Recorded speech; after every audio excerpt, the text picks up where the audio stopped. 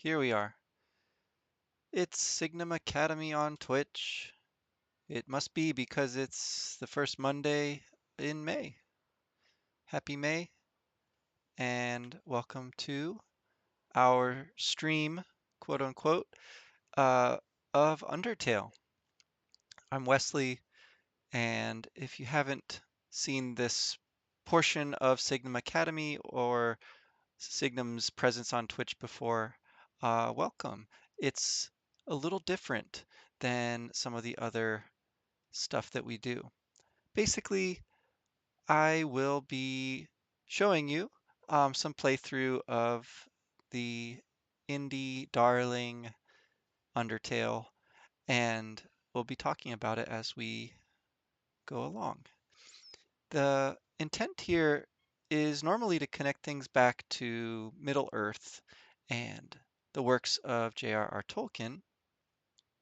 Today, in the spirit of a beautiful new spring and in the kind of renaissance of Signum Academy's presence, we're going to just jump ahead a little bit and see how Undertale connects back to Earthbound, more so than to that Tolkien material. And I'm going to actually go away so that we can see better what's happening on screen. With this game, it's actually more important, I think, to see some of the action. Um, and I'll talk about that a little bit as we go. Um, Here I'm going to see about this one and this one. And then we'll see how things are looking. If you've got comments and questions, put them in the chat. I'll try to check that. Yes, we saw this beginning already. Don't want to go too far.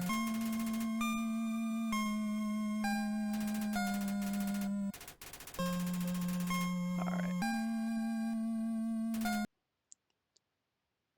As usual, trying to walk a fine line between giving away spoilers and showing enough of the game to talk about. So we get a kind of title card here for Undertale by Toby Fox.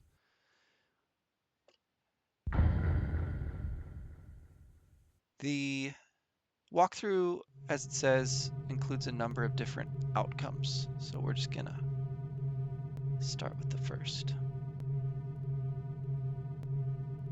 We're walking through a forest. Now that branch where you stepped on, it didn't break, but then it broke a little bit later. Someone else stepped on it. There's a shadowy figure behind our protagonist. And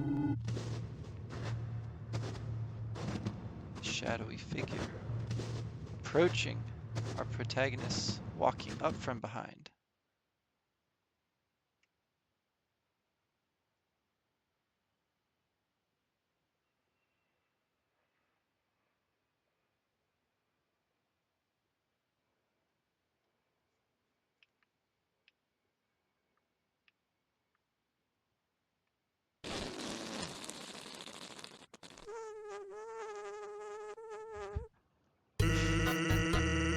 The old whoopee cushion in the hand trick. It's always funny. Sans the skeleton. He speaks in Comic Sans font. He's grinning. He has a brother named Papyrus.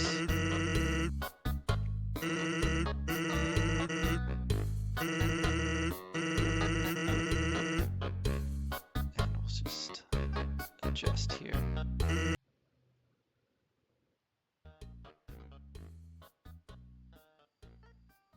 Turns out that we're exactly the same shape as a lamp. Papyrus speaking all caps, Papyrus font. He's pretty interested in puzzles. Whereas Comic Sans, ooh, my ad block has been updated. That's exciting. Sorry about that. Comic Sans doesn't take anything too seriously.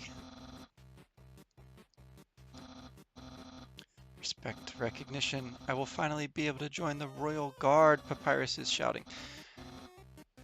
And he might even make a friend.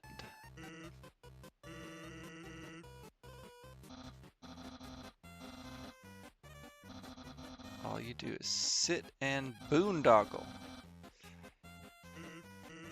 And of course, Sans is pointing out exactly where the human is. Makes a skeleton joke.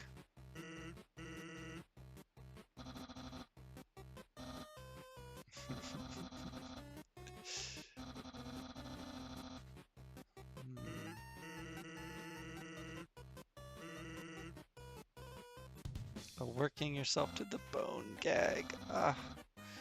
Alright, and Papyrus has had enough.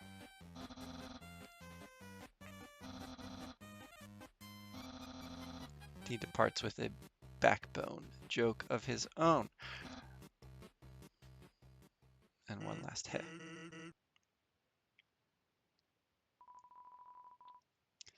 Alright, sorry.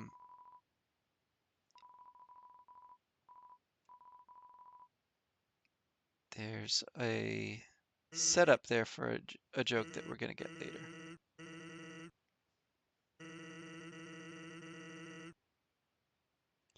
Um,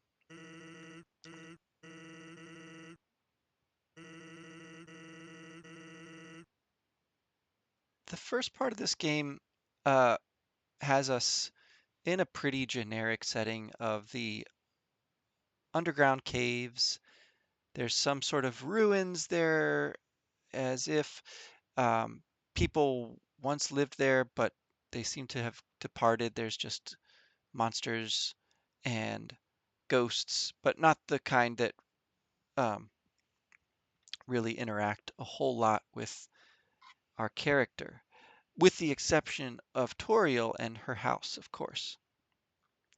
Then, having proceeded past that tutorial opening section of Undertale, the next area that we come to is this dark woods, the dark forest.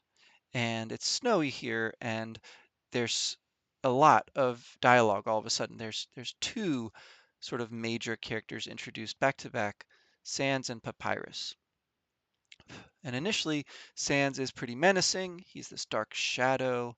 Can't quite see what he is. He is a skeleton after all, so there's something a little bit eerie about him, even once we see him clearly. But he's so goofy and seemingly harmless that, as his name implies, he seems to be there just for comic relief. His brother is the kind of Don Quixote to his Sancho Panza, right? You've got the tall, skinny, serious one, Papyrus, and the short, more jolly, uh, more realistic Sancho Panza represented in Sans. Um, Now, the dark wood might also be a kind of a reference to the sort of place where kids go camping and then scary things happen to them in movies and shows. It could be a reference even to another work of literature, even older than Don Quixote, to the Divine Comedy of Dante, which opens famously with the pilgrim having lost his way in a dark wood. Um, he meets some interesting people there, and then he too goes to the underworld at that point, which is sort of a thing in old epic stories and poems. So we've got a lot of potentially relevant things to our Tolkien material here. But like I said, in terms of the snow, we're actually going to focus on the Earthbound connection this time around. So nothing too mythological really, but in Earthbound, like in many video games, there's got to be a segment where we are traversing a snowy region. Um, Games really like to represent all different possible biomes, regions, weather types, and climate types. And so it's almost required that at some point you'll have a wintry, snowy area. At some point you'll ride a mine cart through a cave area, right? You'll have your basic forest area, most likely. So there's all sorts of stuff like that. Um, there's a little bit of inventory management that we get to do at this point. If you want to put an item away or take an item out so that your inventory can be a little more useful. There's a silly fishing mini game, and the whole calling on the phone thing um, is, if not the very first game that has that, then one of the first. It's a reference to Earthbound, where you've got to call back home on the phone to avoid homesickness, and you got to call your dad on the phone to save the game. Um, is that a human? So now you're the scary one.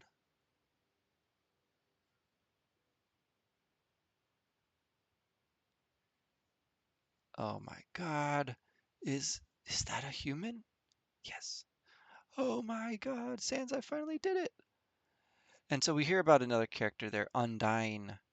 Um, but this obsession that Papyrus has with status, in contrast again to his brother Sans, who couldn't really care less, uh, makes him at least as funny. All right. And it's very dialogue heavy. You notice there's a lot of stage business here, a lot of gags, a lot of jokes, puns galore. That too, Tony Fox, Toby Fox takes from Earthbound in large part. Um, I've mentioned before, but the fact of this game being made by just one person is not entirely accurate. Um, there was a certain amount of contributions from others, particularly when we get to the uh, later segments of the game. Some of the pretty impressive battle sequences have some aid from someone who's named for a character from Earthbound, Everdread. Well, he spells it a little weird. All right, so you saw there that the color scheme in the battle square was changed to a blue attack. Um, the trick being there that you can only dodge the blue attacks by standing still. And we see that our player decided to defeat that dog in battle. So actually not running away from a battle, not showing mercy in a battle, but defeating the opponent. That ensures that this will not be a so-called pacifist run or route. Um, so Sans explains, although very confusingly, the way that the blue attacks work. You have to stand still, not move your heart icon around in order to dodge those. So there's something weird going on here with movement and stillness.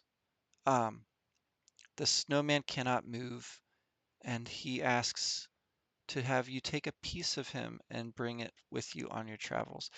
The snowmen uh, appear in Earthbound, not in the wintry world, kind of strangely, actually, but only in the world of the main character's mind, Ness's mind in Magic Cant. There is some really strange funny but sort of profound dialogue that you get if you talk to the snowmen in Ness's mind. Um, so they seem to be doing a bit of a reference to that here. All right, so we've got to make it through an electric maze. I'm going to check and see. All right, just in case. There's not usually much going on in the chat, but you just never know. All right. So I think we get the point here. There is a path through the electric maze that Papyrus sketches out for us. All right, try now. It was too easy. Ah, the salesman with his cart. Um, the frozen treat that warms your heart. Um, there's a whole bit there with making the snowball bigger. Want some fried snow?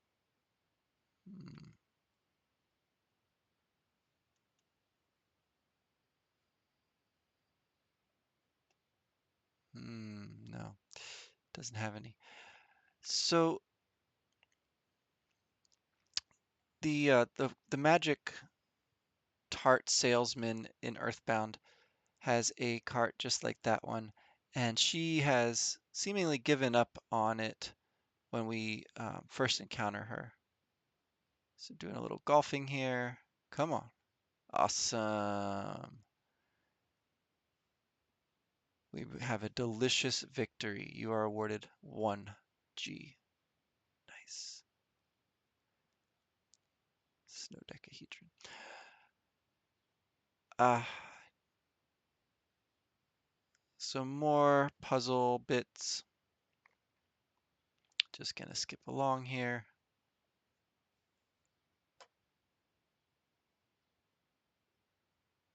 Spaghetti is a trap. It will keep you from progressing. All right. But then when you check on the spaghetti, it's frozen. It's impossible to eat because it's stuck to the table. So again, there's something real weird going on with movement. The settings on the microwave all say spaghetti. There is a little hole there for the mice, but can't encounter. All right. Clearing the switch. And now the dogs are going to come and check.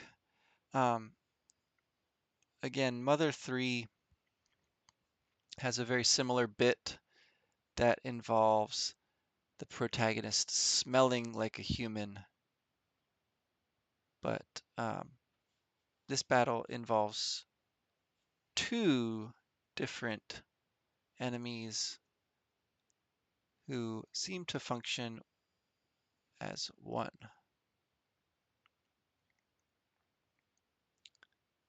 Oh, it's really sad actually, right? The dog is so sad,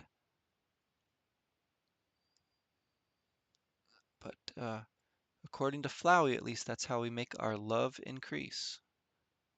The LV standing for love, according to that flower.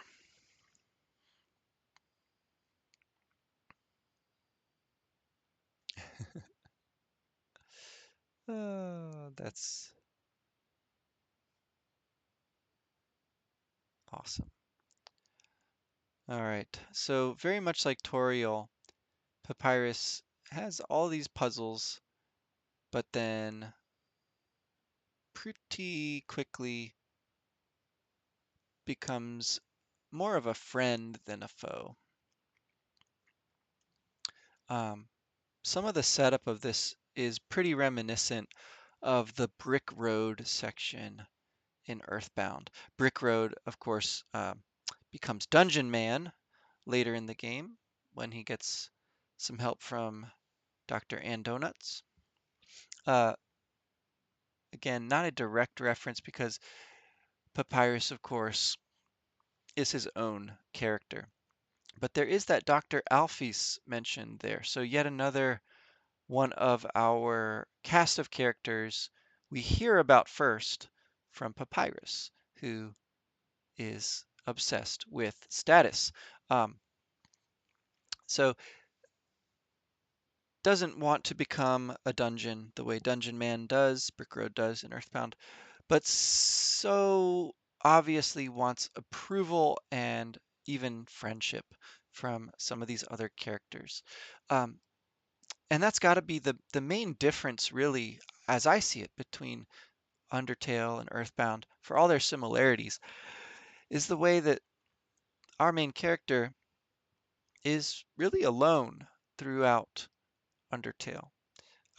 Although we encounter lots of other folks along the way, there's no one who joins the party. Um, in Earthbound, the friends and party members are an important part of the game. This puzzle is entirely random. Let's see how it lands.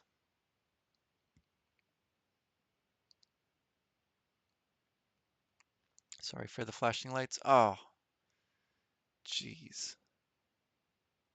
Can't believe it would just produce that.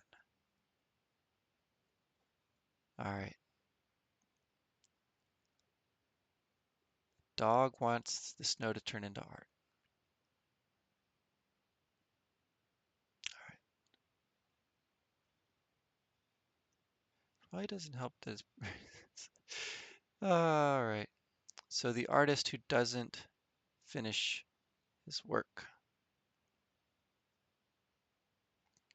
Some meditations here on puzzles, games, friendship, and art. Um, so one of your classic slide across the tiles puzzles. Nailed it. All right. And on to the next. So Sans has a weird little area here. There's some eyes looking. Oh, how did he do that? He kind of teleports across.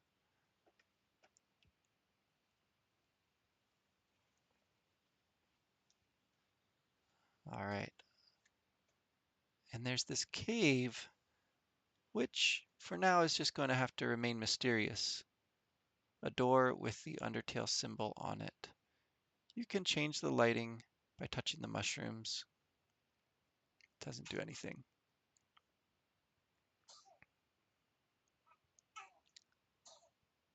All right. We'll just skip ahead a bit more here. And I will check the chat. All right.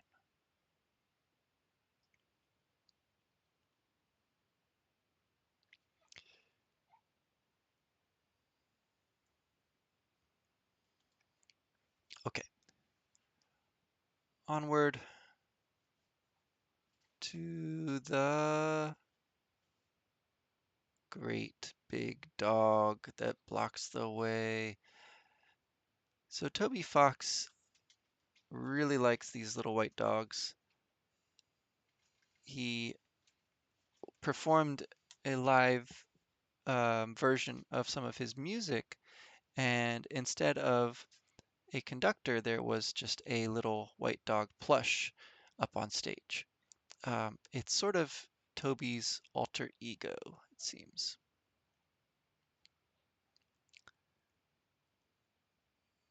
All right.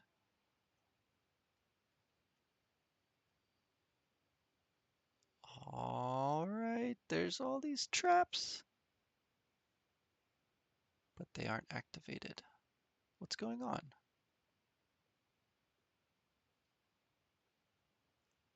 He doesn't want to actually defeat the human, so he's not going to use this one. His puzzles are very fair, his traps are expertly cooked, This method is too direct, no class at all. Away it goes. So a nod there to this idea of games having just the right amount of difficulty. Um, and in this case, the enemy, the monster, taking sympathy on the human. Again, a reminder about blue attacks. But at this point, we've arrived at Snowden Town. The idea of a town covered in snow, again, seems to be a direct reference to Earthbound with the town of Winters, although there isn't really much to do there other than a boarding school where one of our characters comes from. Instead, Snowden is really the first town that we see in Undertale, and it has all the things that you'd expect an RPG town to have. As she mentions, there's an inn, there's stores, and there's some characters, like those two brothers. Just like in battle, you can do a number of different things in Undertale. There are options here to talk to the storekeeper or to buy items. So this is one way in which you can fill out some more of Undertale's world, getting a kind of retelling of the basic plot from the perspective of some of these characters. So unless you're a ghost or can burrow under the door, forget about it. We have been in a place where most monsters have not been able to go themselves. But they have hope that one day they will get out from the underworld.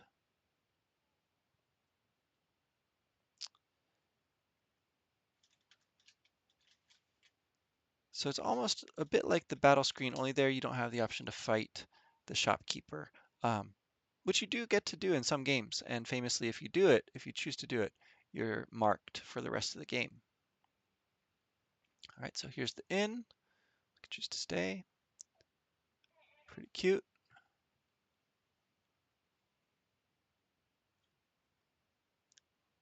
Um, there is an igloo. There is a library. Oh, and it looks kind of like a Christmas tree. That's interesting. Grillby's restaurant.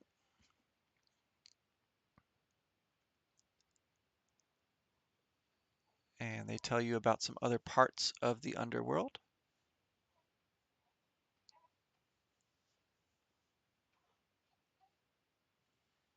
And each of these characters seems very much individualized, um, as if each of them has their own story. Even the rock has a little fancy mustache. Notice they say it feels unsafe today. Uh, that's because this player has actually defeated some of the monsters that they faced in combat. You could actually meet and get some different dialogue if you make it to this point in the game without defeating anyone in battle. Um, yep, the library. We know the sign is misspelled.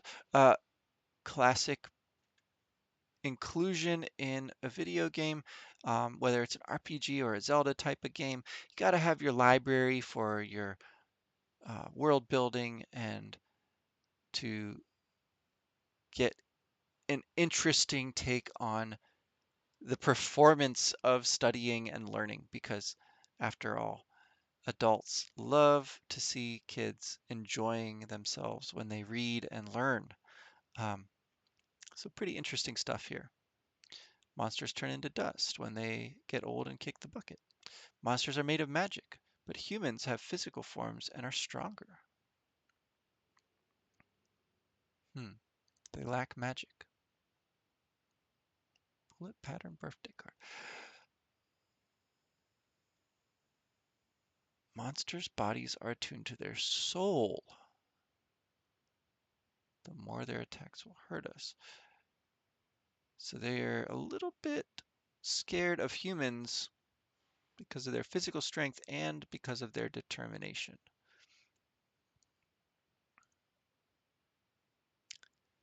All right. Love, hope, compassion. This is what people say monster souls are made of.